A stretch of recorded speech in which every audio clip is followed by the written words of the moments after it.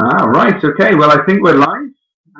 Welcome to the live broadcast from the Dylan Thomas Birthplace, Cwmdonkin Drive. A little bit later than scheduled because we've had a few technical difficulties. But here we are.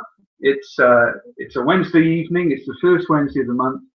And we're here to welcome a wonderful bunch of poets. We've got four fantastic poets for you tonight. And the reason why we're doing this on a Wednesday evening is basically because on a Wednesday night in this study, which was Dylan's father's study, it would come alive. It was inhabited by a whole range of creatives, not just poets as Dylan. There were musicians and artists as well. And that's what we're trying to keep instilled within these four walls, is that creative spirit. When you think about it, all of these young creators were allowed to bounce ideas off one another. They were able to get a good, honest, friendly critique from one another, and it really helped them in what they were doing. So, without further ado, I will just announce that with me tonight we have Jax Lyndon, we have John Bilsborough, we have John Lindley, and we also have Glyn Roberts. So I suppose the natural way to start this broadcast is to go to somebody who knows all of those poets very, very well. And that person is Jax Lyndon. So, Jax, if you'd like to come and join me, you can have this lovely big red chair. Comfy chair, thank you very much. Comfy chair indeed. Thank you, Matt, and good evening to you all. It's a fantastic atmosphere here, and as Matt says, you're in for a treat. Not just my poems, but the three other poets are all from the north of England, and I'll leave Matt to tell you a little bit more about them later. I live in Swansea, and having travelled for quite a few years in Africa, I came back 11 years ago, and I'm not leaving again. It's a great city for poets. We don't want you to go anywhere, Jackson. As you said, it is a great city for poets, as it is a great city for many other different creative art forms as well that we've got here. Just going back to Dylan's time, my gosh, I think that time harbored some of the most creative people that this town has ever seen. And they're still about here today. Especially where we are now, the Uplands seems to be almost a mecca for all these creators at the moment. Well, you have certainly had many of them here, Matt, and we're very grateful to Jeff Hayden and to you for giving us the opportunity to Absolute pleasure, absolute pleasure. And hopefully this will continue for many, many months. Brilliant. Well, just to have a quick chat with yourself, Jax. I know that obviously you've been involved with the poetry scene for quite some time in Swansea now, and you've also started up your publishing company, Pinewood Press. I have indeed, yes. I find many poets are really good at writing, but not organised, and I have those skills. So I've done 5 books to date, and I'm starting on the 6th now. Wonderful. So really enjoy it, and it's great to be able to put poets' work in order and in a book that they can hopefully That's right. disseminate to the nation. And I think, as you said, it's the organisational skills as well. You do need to be a writer, because a lot of these people, they do create wonderful works, but they don't really know what the next step is. That's right. And for you to be out there, obviously, especially for a lot of the poets in Swansea and West Wales, you're the lady to go to. Well, that's very nice of you to say so. Yes, I haven't even put mine together, so that should be the next task, won't it? Brilliant. Well, without further ado then, Jax, I know you've got a few pieces that you yourself would like to read. I would. So I'll leave you to it. I'll just angle this, and away you go in the big red chair. Thank you.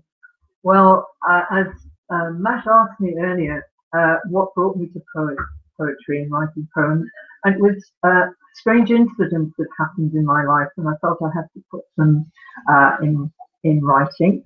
The first one was written in response to a young man's complimentary yet misguided compliments about my legs when micro leggings were in fashion.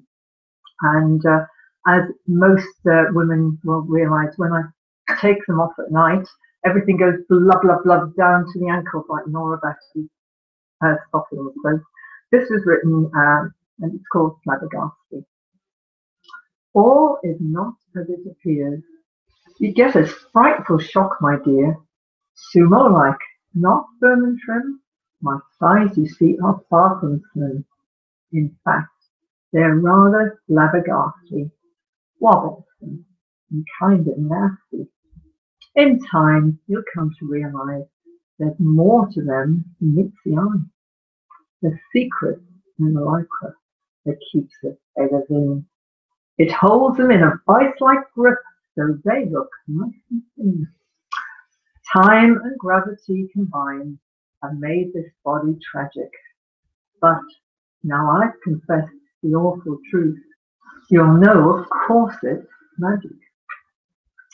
I'm waiting for the applause, Matt, but it's not coming. Right, the next one. This is awful, not having an audience. I wrote this whilst I was getting lost, as I often do because I'm geographically challenged. I was in the northwest of England on a cold November night, and not very dissimilar to tonight. And I wondered what all these ladies were doing on street corners without their coats on. Where was this bus stop? And then I suddenly realised, and I wondered what had brought them to that. Was it an unpaid gas bill, child to feed? And I thought, well, what would make me do that? So this is called Lovely Heroine. Golden-hearted, red-lipped, hearted up those grabs, the punt of keen, vice-like stilettos, blasted ghettos, litter strewn, and far from clean. She can't remember how it started. The gentleman, so refined, felt her, left her, feeling gutted. Her self-respect was drained. He hadn't even asked her name. The crumpled note he pressed upon her paid for her dependency. Not an aged mum or babe, but crack cocaine and ecstasy. Now in the groove of curbside passion, streets apart from where she came, a worn-out 45 or 50 off the record on the game. A game where she's the only looser than a well-worn screw. Our lovely heroine's no starlet, harlot, whore, and here for you. Special offer, 3 for 2. You know what happens to that kind. She lost self-respect, then lost command. Thank you. I hope you enjoyed the other poem, and thank you, Matt, for having me. That's wonderful. Thank you so much, Jess. And if you would like to go and pluck out of seeming obscurity the next poet, surprise me with who it's going to be. Will it be John Lindley? Will it be John Bilsborough? Will it be Glyn Roberts? We shall wait and see who is next into the hot seat. It's John Bilsborough. Yeah. Come on in, John. Come on down. Excellent. Hello. Oh, here he is. Here's the man himself, John Bilsborough. And we just heard from Jackson. You know that. Who's that? This gentleman here. That's one of the reasons why I've got a job. Yes. Perhaps the biggest reason is Dylan songs. So, as I said, we just been speaking to Jax. We know that Jax is a big friend of yourself and as well. And she's been waxing lyrical about all of you poets tonight. So, yes. So there's no pressure whatsoever. So, as I do with every poet, what got you into poetry? I guess it was the fact that I discovered that it was something that I could do. I'd been sort of wondering what to do. I left school. I went to the art college, not because I was good at art, although I have kept it up since, but because that's what you did if you didn't know quite what you were going to do next. And I mixed with a few artists, and I mixed with musicians. And I used to write silly words to songs, and I discovered that I seemed to be the one who was doing it, and nobody else seemed to be doing it, and it seemed to be my job. And I thought, good, I've got something to do. So that was where it began. So that was it. I know you were speaking a little bit earlier on. You were quite nervous, really. Well, I'm very modest. I'm very shy. But there's something about being on stage. Right. I mean, time was when if a poet had a book, that meant he was respectful and a real poet. I mean, nowadays these young poets, they rattle them off 20 minutes at a time without a breath. But yeah, having an audience, having the sort of stuff that I do, I try to make it. It's mostly funny. It's entertainment. It's telling a tale. I come from a part of the world, the north of England, where telling jokes, telling stories, telling tales, it's with you from the day you're born almost. You know, here, John, you'll like this one. Yeah. Have you heard this one? And they're little gems. You know, properly told, a good joke told properly. I mean, a lot of the stuff that I started off writing was really old jokes, you know, turned around. Yes. But once you've got your audience and once you've had the laughs, there's no turning back. Excellent. Wow. Are you ready to jump into the big red seats? Yeah. It's not one of those, you haven't got a lever that does, No, believe me, this is not Graham Norton or anything like that. So we'll swap over seats. Okie. If I come around here, Alright. and we'll angle this, and now you are in the hot seat, John. I just tell you. Beginning? To begin. Well. No, I'm going to start. Well, yeah, okay. I'm going to start with something extremely silly, because this really takes me right back. I only wrote this one recently, but it's an old joke. It's about my great uncle Jack. That's the other thing about us Northerners. We do like talking about family. It's about my great uncle Jack and the frog. Uncle Jack used to like to go fishing. I suppose it was his chosen way of communing with nature, sat still by the canal, doing nothing but sithe. One day he'd been sat there all morning and caught out. He were packed up and ready to go, and he heard a small voice say, "Excuse me." So my great uncle Jack says, "Hello." There were nobody there. He thinks, funny, but there, sitting sat on this log, busy waving eight little frog arms up and down, was well, have you guessed yet? A frog. So he bends down and picks it up gently, taken back by this somewhat bizarre little circumstance. "Listen." "I'm listening." "I'm not really a frog." "Yes, you are." "No, I'm not. I'm a princess. This wicked old witch put me under a spell. I'll turn back to a beautiful maiden the moment you kiss me." "Right, well then, we better be off," says my great uncle Jack. "We don't want to be caught in the rain."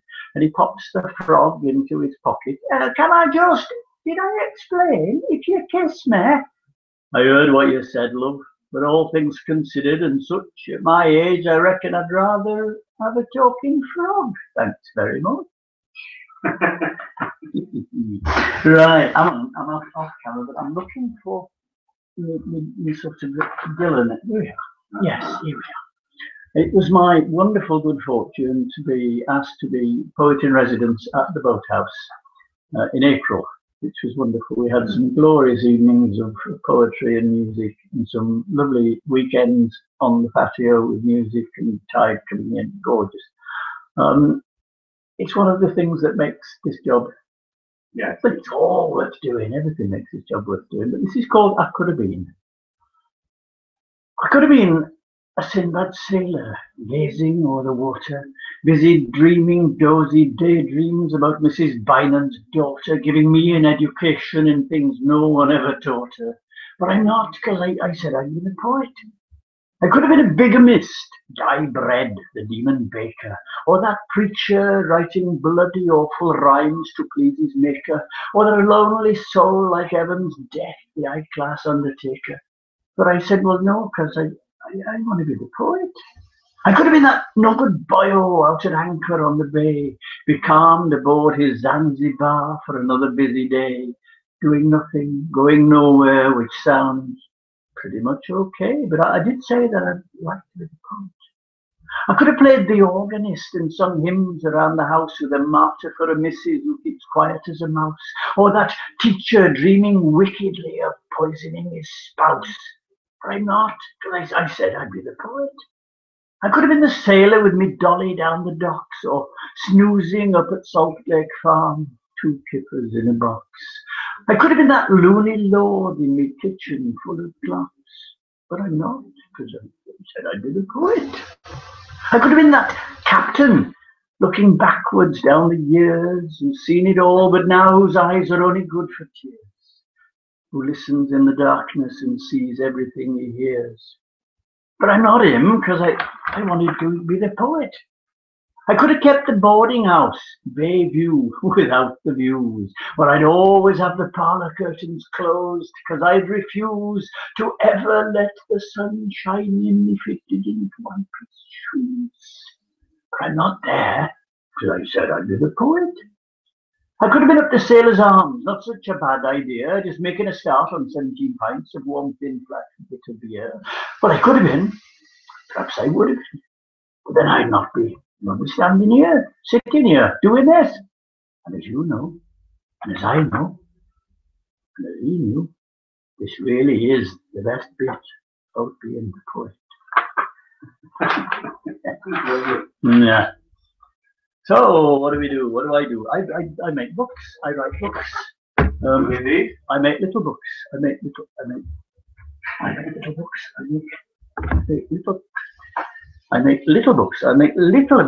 I make books this big. Why am I telling you this? I make books. I don't know, John. Pretty small books. You can see it there. Can you see them? Where's the camera? On the top. Yeah, little books like that. Anyway, this is quite a big book. We'll read all of this book. It's called Father Goose's Nursery Rhymes. When my daughter was very little, I decided it was time we wrote nursery rhymes. So, little boy blue, come blow up your horn. The sheep's in the meadow, the cow's in the corn. But where is the boy who looks after the sheep? He's under a haycock with little Bo Peep. Wee Willie Winky runs through the town, upstairs and downstairs in his nightgown, peeping through the window. It's a pity he got caught. Now he's been remanded for a medical report. Humpty Dumpty sat on a wall. Humpty Dumpty had a great fall. The official inquiry was ever so rushed, and people are saying he might have been pushed. There was an old woman who lived in a shoe, had so many children because she didn't know what to do. If you indulge in these pursuits, you might find what you need in boots. Missed that one. I think Mary had a little lamb, or was she really savouring reconstituted soya beans with artificial flavouring? The king, I put this one on our answer phone and people used to ring off halfway through. The king is in his counting house, counting out his money. The queen is in the parlour, eating bread and honey. The maid is in the garden and nowhere near the phone, so kindly leave your message clearly when you hear the tone. A whole book, a whole book. Pretty good going. Where do we go from there? Yeah, look, what I mostly like doing is writing poetry about being a poet. And this is a slightly longer piece. It's about a scribe called Nebamon who worked for a pharaoh in Egypt in 1350 BC. His name was Nebamon, and if I can get these in focus, there he is riding his chariot. Here he is riding another chariot. This is the one. There we are. Can you see the dancing girls? Can you see those dancing girls and the musicians? These were all painted on the walls to accompany him into the next life. Just to make sure that he had everything he needed. There we are. There they are again, dancing girls. They're not on the wall in the pyramid anymore, in his tomb anymore. And this is him. This is when the embalmers move in, where they pull his guts out. We'll come on to that in a minute. Okay, so this is the story of King Nebamon the scribe and the joys of being the writer. The 18th dynasty knew the value of its scribes, who, with sleight of hand, turned circles and snakes and scarabs into laundry lists and family trees, and poetry and prayers to every god, and back again. You wouldn't ever hope to get a pyramid. That was beyond the scope of mere mortal men. But then, if you played the odds right and obeyed the nods, right, and if you swayed the gods, Nebamon the scribe did for his king, vain Tutmosis III, you might find that fidelity could bring a good life. Yo, Nebo, you need a break, so take your wife and the kids out for the weekend on my lake. And lo, there you stand now, scribe Nebamon, on the prow of the paper boat, hunting wild fowl with the family and assorted minor deities in train. And wow, look, there you are again, you daredevil dude of the Dead Sea shore, driving your twin horse chariot like a man of war. And if you think that's living, think some more. The best is yet to come, 'cause when you're dead, you get to live forever. Furnished, fed and flattered in a style that even you could never have become accustomed to. And though you are denied the panoramic views, you get to choose a gracious ensuite paradise in a quiet, secluded, sought-after mews just off the Valley of the Kings, where things are designed to appeal in your sealed and really silent darkness. On this wall there are music-making maidens, all big hair and jingle, jangle, dangle earrings, brash bling bangles and feel-good flimsy leisure pleasure wear, sweetening the air for the pair of dainty, daring, dancing girls, wearing from this angle just a little more than a thin coat of paint and a smile seeking to beguile. And then, when you're dead, that's to say, once the far from charming, rather alarming, here we come embalming business is over with, that is, when they've emptied your guts out, shaken your brain to bits and pulled it out of your skull through your nose, then filled you full to the brim with a grim distillation of preserving fluids. Well, that's how it goes, but no worse, I suppose, than a Saturday night in Nice. Then you can settle back for eternity in the tomb-black gloom in the womb of another world. But then there are buts. But only after a few short millennia, a mere cosmic blink, there's a sight-blinding chink and a slant of light, and eternal light night surrenders to lanterns and pickaxes and dust and rubble and shouting, and here comes trouble. Hieroglyphics, terrifics! So with hammers and chisels and crates and steaming ships, the glory days and the hunting trips and the nets of fish and the chariot race and the waving corn and the family cat and the dancing girls and all of that ensuite paradise are hacked out, packed up, stacked and hauled away to the British Museum, London WC1B3DG, the world, with, it could be said, a certain lack of tact. Maybe, but in fact, if we hadn't saved it for the nation, for civilization, it would all have gone to France. I saw them once, almost by chance, on view in a marble hall, room 61 on the second floor. There are tall wall-to-wall walls and hunks and chunks and 10-ton truncated trunks and granite heads and ivory beds and the horsemanship and the hunting trip. But here, on this wall, out of sight of it all, in a room of their own alone, are the dancing girls who outlived eternity in perfect darkness, in the womb of a tomb of a scribe who was already dead, as bright as paint and dancing, undiscovered for a moment by any in the world but me. So I might just agree. Scribe Nebamon, R.I.P., it is nice work, long-term security, seaside holidays, royalties, good prospects, dancing girls. Oh, yes. That was wonderful. Well, I don't want to outstay my welcome. That How are we doing? Wonderful. That's it.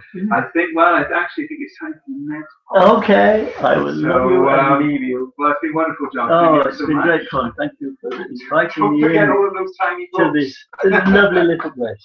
There's one still loose on the floor. And, my gosh, those books are small. Right, yes, look at teach time wise. Go on, wheel the next one in. Brilliant. While I sort out that. Well, there we are. Yes, if you can go and pluck one from the other room, we shall. Yes. If you find a tiny little book about that. I will. I thought you may lose one of those books. Thank you, John. Lovely. There we are. That was John Bilsborough, and you'll be able to catch John out and about the place as well in West Wales.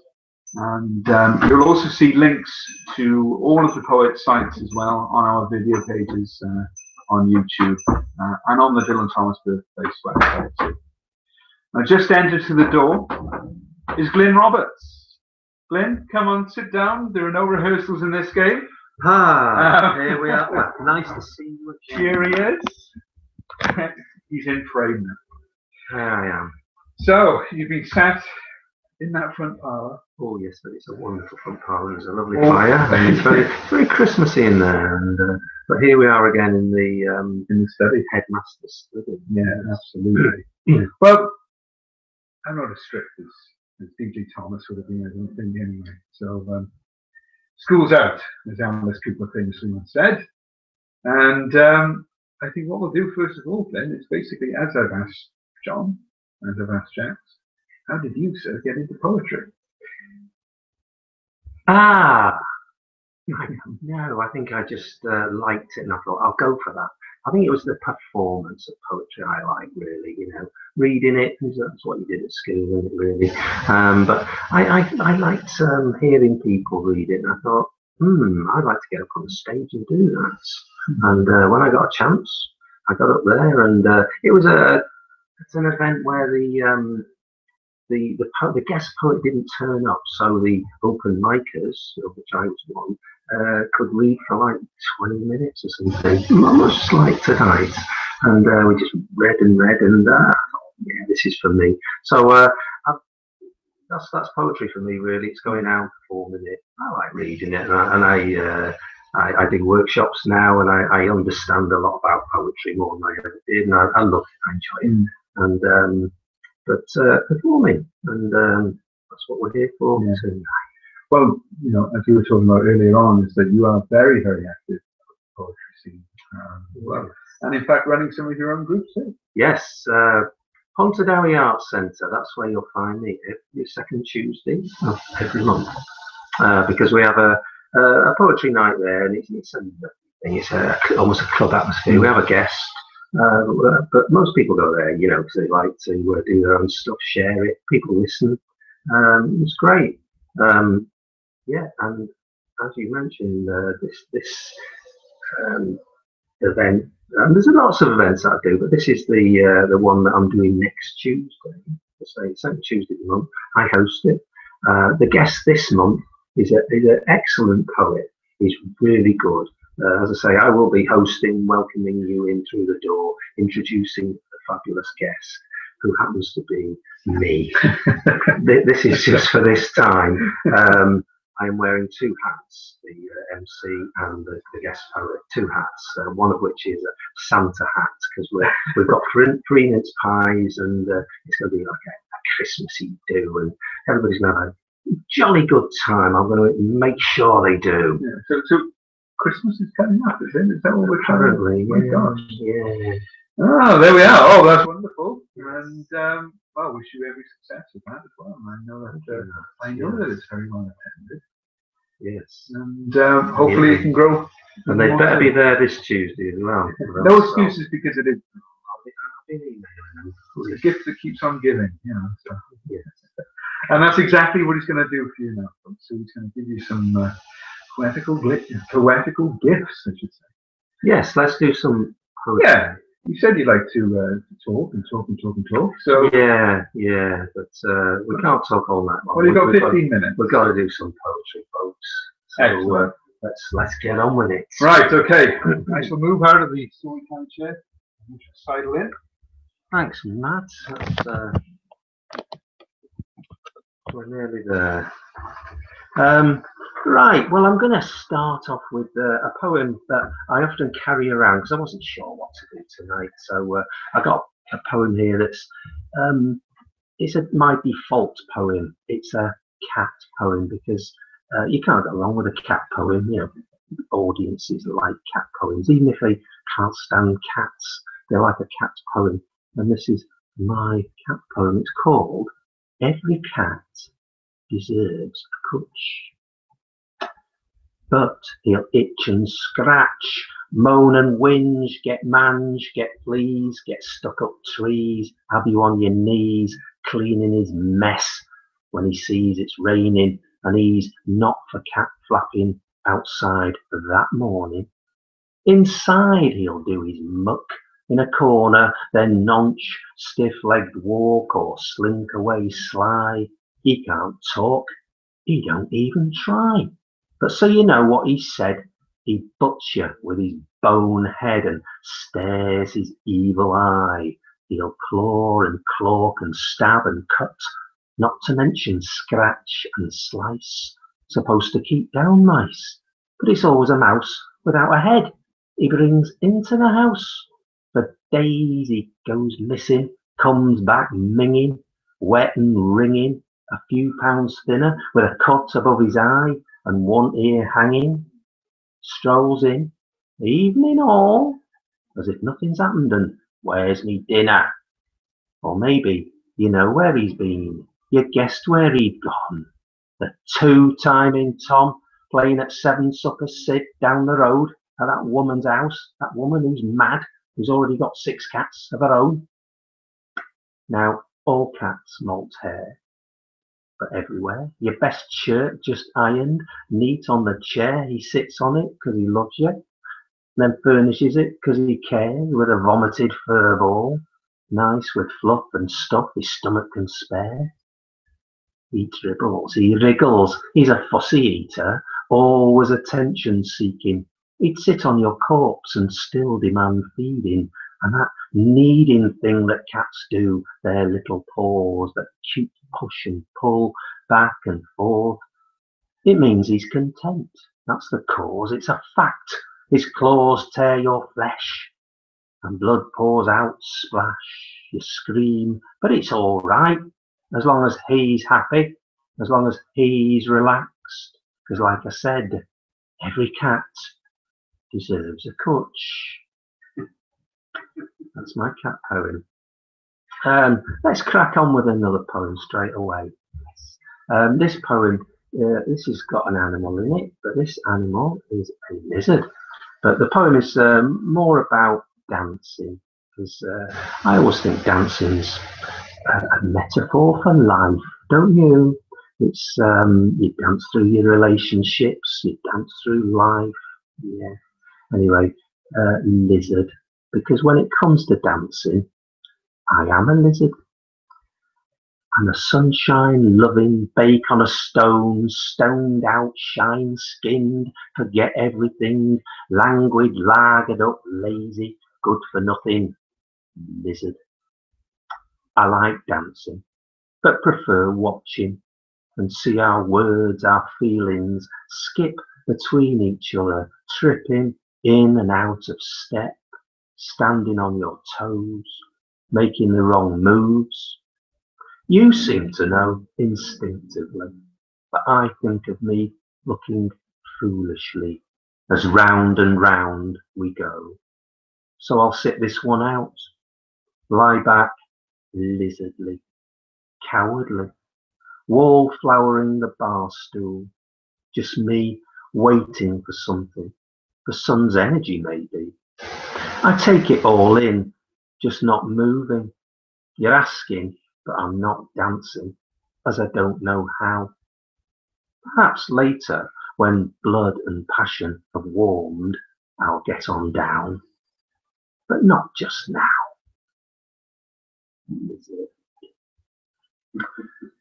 Right. I should tell you a bit about myself, not a lot. I'm from the north. I'm a northerner, but been down here in South Wales for quite a while now, so I sort of feel I'm, South Walian, I suppose. My father was from border country, North Wales, and my mother, she came from London, that there, London, and so I thought I'd write a poem sort of about around that mix of things, that confusion of identity. But don't worry, it's a funny poem, tongue in cheek. But I put all the confusion onto me mother. This poem is called "Mammy Was a Cockney." Mammy was a Cockney. She loved a jellied eel, but Lancashire hot pot, Yorkshire pud was her favourite meal, and tripe with bread and dripping, finger licking good. Mammy was a Cockney. She'd tell you, she would. She'd say, "How do? How's that diddling? Top of the morning, borra da." "Mam, what you on about?" I'd ask. She'd say, calm down, la." Then, "Up the apples and pears, me love, me lovely old China, how a kid. Kisky carryad, time for bed." I think that's what she said. You see, Mammy was a Cockney, but not right in the head. While her brain was South Walian, her heart was further north. She said she'd knocked around a bit and became confused, I'm sure. In Leeds, she was that London girl. In the Gorbals, Lancashire lil. She spent some time in Liverpool, but Scousers made her ill. She'd go up west, she'd go downtown, about the East End for the day, and get all dewy-eyed when Chas and Dave began to play. She said she was from Peckham, south of the River Thames, from Tooting Bec and back again, from Herne Hill and around Mile End. She was from round everywhere. She was definitely around the bend. My mother was a Cockney. She could do the Lambeth walk, but with a Mank 8 shuffle and Valley strut of cuts. "All right, how about?" she'd ask me. What she meant I couldn't tell. Lanky, Cockney, Wenglish. It's amazing I turned out so well.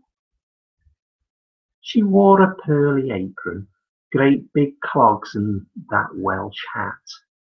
You didn't know where she'd come from, and nor where she was at. Her birth certificate said Salford, though her passport mentioned Brum.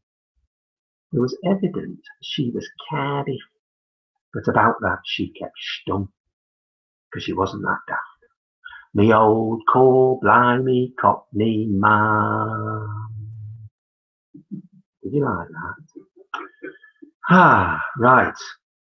That's enough of the funny stuff. Let's do a sort of. How are we doing that for time? I've got 5 minutes. Let's finish on another poem. Well, I say I finish on this one. This is this is sort of a poem. It's not much of a poem. In fact, I call it time waster because it wastes your time. It's a poem that, in fact, is a mistake. It shouldn't exist, really. It's not valid. It's a fake because it's about nothing in particular. It's all vernacular.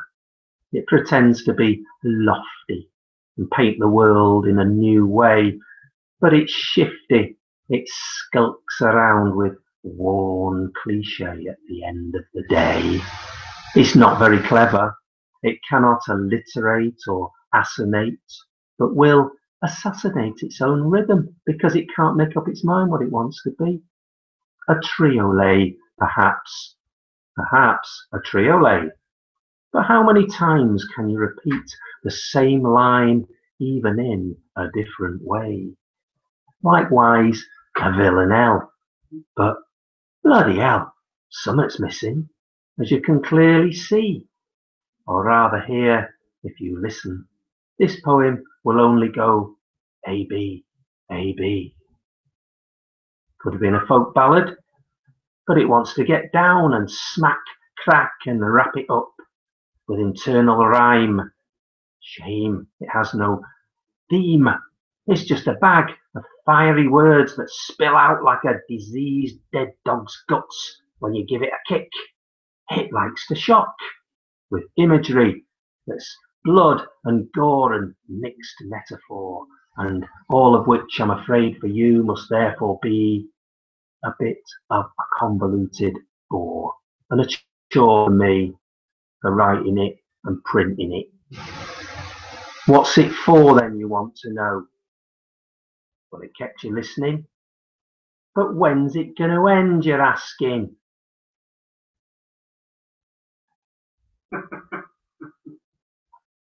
Over to you, Matt. Oh, the many realms of Glyn Roberts. My gosh. That was brilliant, Glyn. Absolutely wonderful. Thank you ever so much for coming in. And don't forget, folks, if you are in the area, it's the first Tuesday of every month, second Tuesday of every month at the Pontardawe Arts Centre. Next Tuesday, as you remind me. Yeah, absolutely.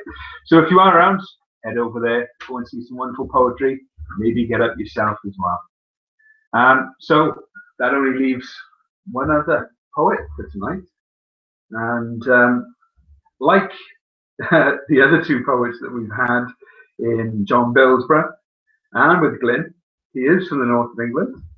Although he's not really in exile in Wales, he's come down to this part of the woods now to appear on this broadcast, and also he's hosting an event tomorrow in West Wales, in Larne. So another one of Dylan's haunts at Brown's Hotel. He's hosting a poem pints night. So without further ado, John Lindley, if you'd like to come over and join me. Let's get this all set up as well. So here we are, folks. This is John Lindley, and as I said to Glyn, we haven't got time for rehearsal tonight, unfortunately. Don't have to jump straight in. Okay, no worries. So it's wonderful to have you here. Thank you for inviting me. Like Glyn, you're no stranger to this house. You've stayed at this house. I have, yes. On a self-catering stay, and you've also performed at this house. Yeah, back in the summer, wasn't it? Yeah, and just once before that as well, a couple of times, and stayed in. Slept in the Dylan's boyhood room, which perhaps I'll do a poem about later. Brilliant, brilliant. Of course, we've alluded to that, and of course, recently you've just had your book come out. Yes. Which is Dylan Thomas Embers and Sparks. Yeah, that's right. Pick it up, John. Shall we not? Oh, well. So this is Embers and Sparks, and you'll be able to find out more about that on John's website, which you'll be able to find in the description for this video on YouTube as well. So feel free to go there and check that out.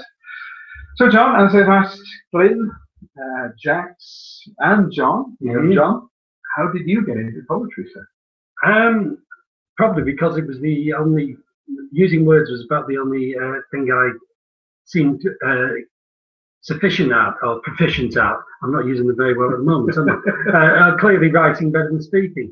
Started writing poetry, I think, in the 60s when I was at school, and was introduced, like many people, to Liverpool poets, Brian Patton, Roger McGough, Adrian Henry, and maybe the First World War poets, and a few other people. I came across an Indian poet called Don Moraes, who was writing in English. He attended Cambridge, and I think he had a huge influence at the time, certainly on my use of rhyme in poetry. Lots of different influences coming in. Yeah.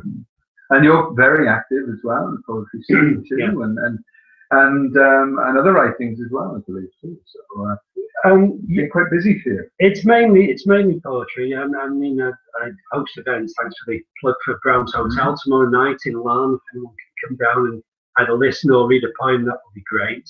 I run workshops. I do readings. The only other writing I do is songs, song lyrics mainly, working with musicians, and the occasional articles for rock magazines. Yeah. Oh, fantastic. Well, as John said about the Poets and Pints night tomorrow night at Brown's, we were talking about it earlier. Poets and Pints night is a great opportunity for any of you that have maybe might be for a little while, thinking, what is the next step with this? Can I get up and perform my own work? And I think that in an atmosphere like that there's no better place to do it. If you go out and you watch some people, trying out bits of new material, you might be enthused enough to actually take that step for yourself. Absolutely, yeah. But as I say, it's not just about that. It's just great just going to listen to people perform too. So there's something for everyone, really. I think there is, you know, a number of people I know have been to open mic events who've been dragged along by someone else and have said they would never have dreamed of going to a poetry event. Have come out, you know, really impressed, and you know, thought I never expected it to be like that. To which my answer is always, well, come next week it'll be something totally different again, you know, because obviously you don't know what poems people will perform, you don't know what kind of poems. And that's the exciting thing about these events. And yes, it can be appear daunting to get up there at a microphone and deliver either someone else's poem or probably even more nerve-wracking, a poem of your own that's untried.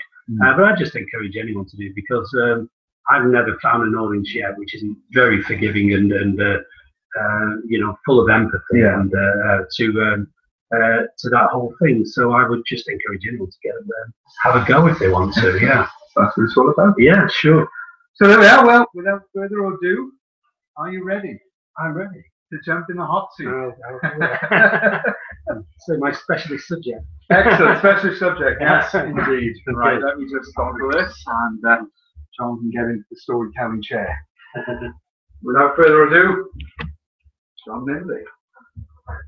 Thank you. Okay, well, it always feels special to be in this house. I've been in a few times before, and it's always wonderful to read here and to think of what went before. And I'm going to read just a couple of poems from Dylan Thomas Emerson Sparks, which is my latest collection, came out in February.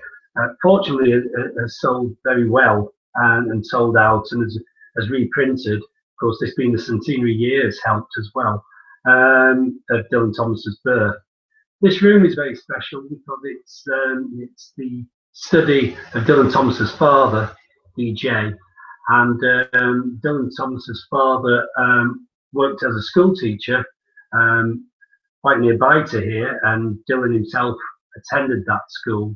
It always seemed to me that he had a life that wasn't terribly fulfilled. From the biographies I've read of Dylan, Dylan Thomas's father seemed to have this sense that maybe he married a little below himself, although it was his wife who provided the money, it seems, to acquire houses like this, which they moved into in the year of Dylan Thomas's birth, I believe. And also, he was a school teacher, as I say, for a number of years and never made it to headmaster, wrote poetry, but never really had any real success in that. And so it seemed like a life half lived. And Dylan Thomas's own life was more literally half lived, of course, dying at 39.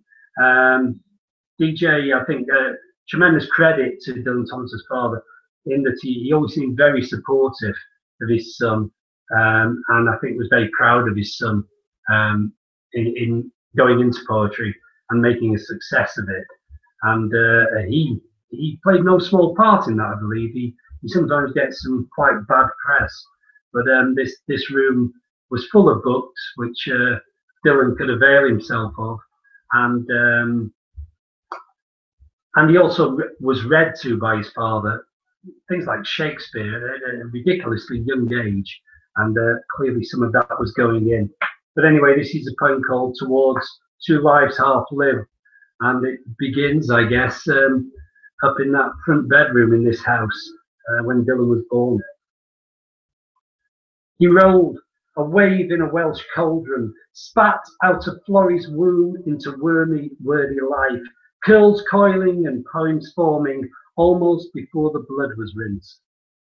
That sprat of a boy, caterwauling the house down, had, in quieter spells, his head stuffed with his father's King Lear, even before he could utter a word, heard cadence, consonant, vowel, until his head howled with song and his mouth began to fly. And that's how it is sometimes when genius is lit early, met squarely on by the stern but learned. Dylan, one first day at school day, scarfed in reckless ambition, coming in at the other end of his father's dead end.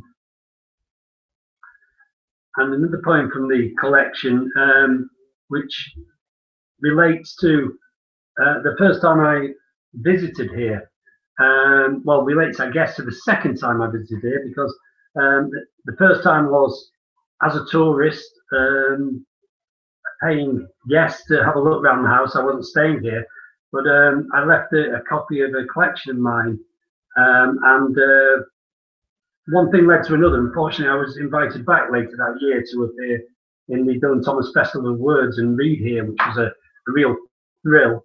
And another thrill was being put in that little box room upstairs, which was Dylan's boyhood room. And I remember at the reading, after the reading, there were two other poets on, and there was a singer-songwriter, and we started on the booze afterwards. I brought some wine along. I think they brought wine, and then someone introduced some spirits. They were the only spirits I saw that night, I must admit, despite sleeping in Dylan's room. And this is a very short poem, much shorter than that introduction. Sleeping in Dylan's room.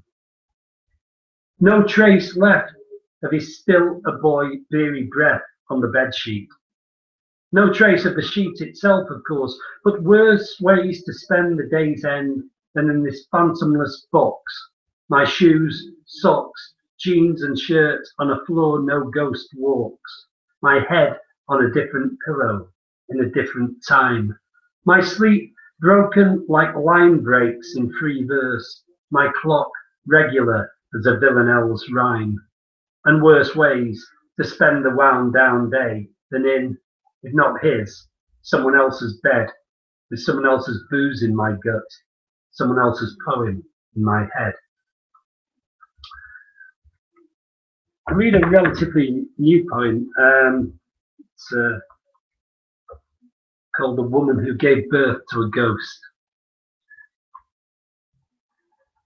Perhaps it was the distractedness of his lovemaking that night. I should just pause to say, in this being fairly new, but I've just realised in going into this that this is, of course, nothing to do with Dylan Thomas. I do write poems on other subjects. The Woman Who Gave Birth to a Ghost. Perhaps it was the distractedness of his lovemaking that night, heart not in it, and a mouth that went through the motions. But for 9 months his wife bled to the calendar, stayed tone, kept down her breakfast. The ease of the birth surprised no one, a vapour from the womb shaping up to a boy decidedly underweight. Something not right about the skin. Grey as an eraser, he took to his feeds for novelty's sake, X-ray of milk down a pale windpipe in a vain search for bones. He never slept, whether in his cot or between parents in the twin plots of the marriage bed, he never slept. Even at that age, he dreamt, wide awake, of the substance of death. Clothes became a problem. It was like trying to dress smoke. Slender as a wraith, said the neighbours. All that time, his parents awaited his first word, or his last. He passed through childhood, puberty, walls and locked doors, drifted through his teens, made nothing of himself. Hard to say what became of him. Left before his parents, though. Never a word. Young uns can be like that sometimes. I know Jax was on earlier, and I don't know if you know how it works in here. Matt knows how it works in here because he does these regularly, but we're kind of in another room of the house, waiting to come on, waiting for our call and watching on our screen. It's not that easy to, because the volume has to be down so we don't disturb this broadcast, I guess. But I presume Jax was mentioning that as well as writing poetry, she has acted as an editor and brought out a number of collections for other people. Myself, one of them, and she brought out a collection of mine called Screen Fever, which is another themed collection. Embers and Sparks, of course, on Dylan Thomas. This one on the movies. And here's a poem. It's a sonnet. And it's for those of you who know The Italian Job, will know that that film ends with the bus or van or whatever it is perched precariously halfway over a cliff with the gold at one end and the villains at the other. And the film ends at that point with the immortal lines from Michael Caine, "Hang on a minute, lads, I've got a great idea." And I was thinking about the way films through the 60s, the earlier films, the villain was always had to pay for his crime, and then we got the anti-hero come in and things got a little bit more blurred. Say a sonnet called "Hang On." Hang on a minute, lads, I've got a great idea, but the director has a better one. Watch those credits till Paramount appears, but the story's not resuming. The film's done. 10 years earlier, and they'd have gone over. Crime, like poetry, simply didn't pay. Before trends shifted, the gold would, so the arse-heavy bus would be on its way. 10 years later, and the way would be the road to freedom. New names, passports, southern Spain. The villain held the moral high ground, showed the law contempt, clean heels, 2 fingers raised. No more white or black hats, only grey were doffed. Things changed somehow. The bloody doors blew off.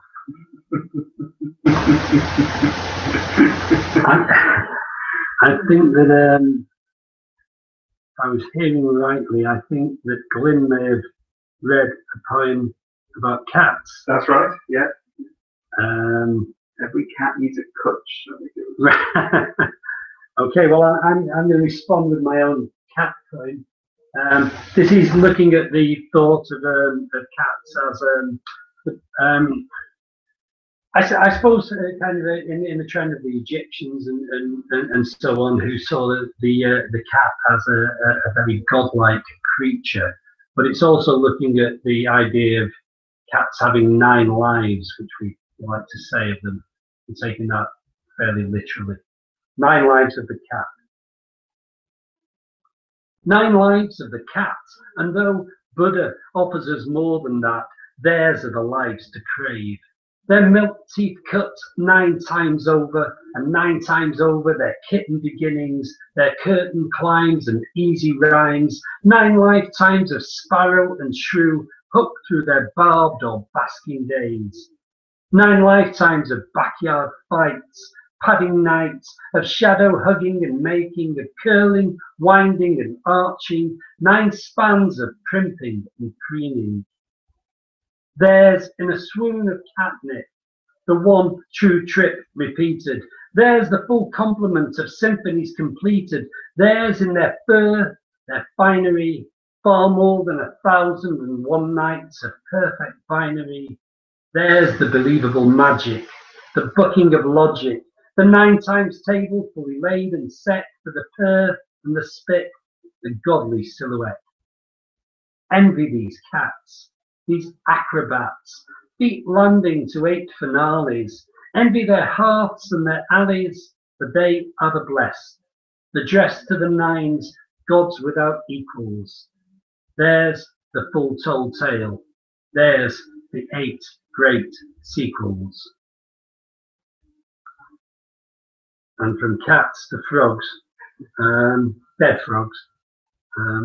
Tried to write an uplifting poem about roadkill, and I saw some cats, and some frogs. We'll get the right creature in a second, and some frogs, and they were flat on the road. They'd been run over, and it's called The Unmistakable Shapes of Frogs. In death, they are themselves more than any roadkill known. These flat stars patterning the path, these smudged wafers in unfinished hop, these dull-coloured cutouts, steamroller dead, are, for all their dark anchorings, rhinestones in a copper bracelet, markers on uncharted seas, paper-like sprites waiting to be flipped and freed by a wind that can't blow them fat, but can cartwheel these matte black acrobats, to living, leaping life again. I got your name in there, Matt. Ah, you did, yes. Excellent. 2 minutes, John? 2 minutes, okay. Well, I will finish with. Okay, I'm going to finish with a short poem called Property.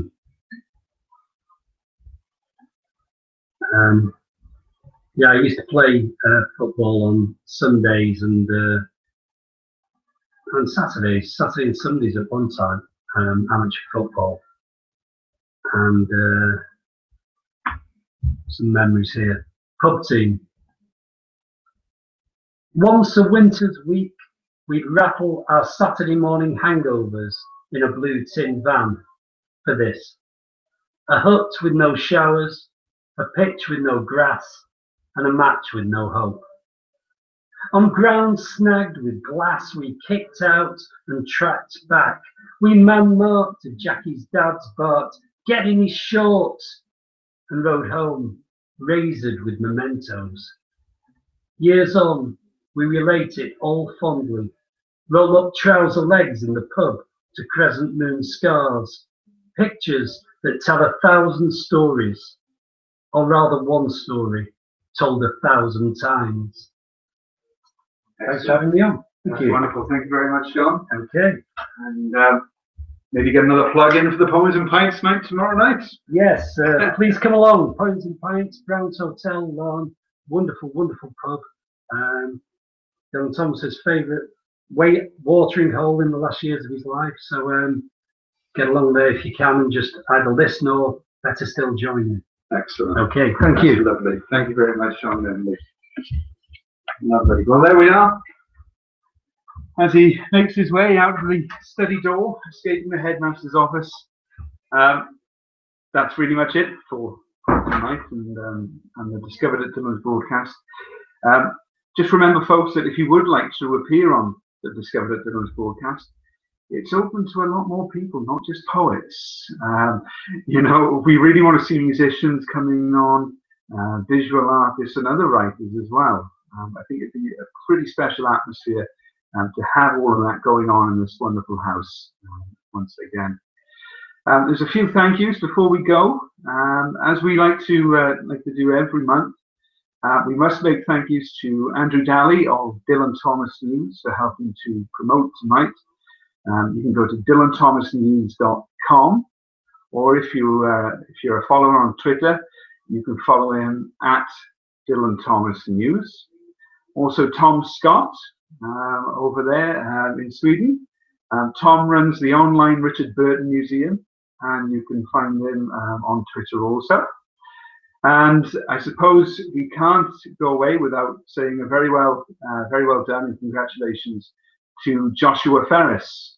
And Joshua recently won this year's version of the Dylan Thomas Prize, one of the richest literary prizes in the world at the moment for young writers. And Joshua walked away with £30,000, so absolutely incredible. A wonderful book as well. We've got to say that the organisation of the prize as well has been absolutely incredible. Swansea University took over the running of the prize recently. We've got to say a huge well done to Dr. Elaine Canning and to Professor John Spur, as well as the others at Swansea University, for really doing the prize justice. It's becoming a huge, huge name in the literary circles. So it's absolutely wonderful to see that going on in Dylan's town too. So there we are, folks. As I say, we would like to do these live web streams once a month, the first Wednesday of every month. But in order to do that, we need people to come on and appear. So if you are a creative and you do have an artistic talent and you would like to appear, send us an email. You can send myself an email to Matt, M-A-T-T, at dylan-thomas-birthplace.com. You can also send us a message on Twitter. You can find us at Dylan Thomas Home. And on Facebook as well, facebook.com/Dylan Thomas Birthplace. So that's it for tonight. And I suppose the only thing left for me to do now is to wish you all a very Merry Christmas and a Happy New Year. We'll see you in the new year.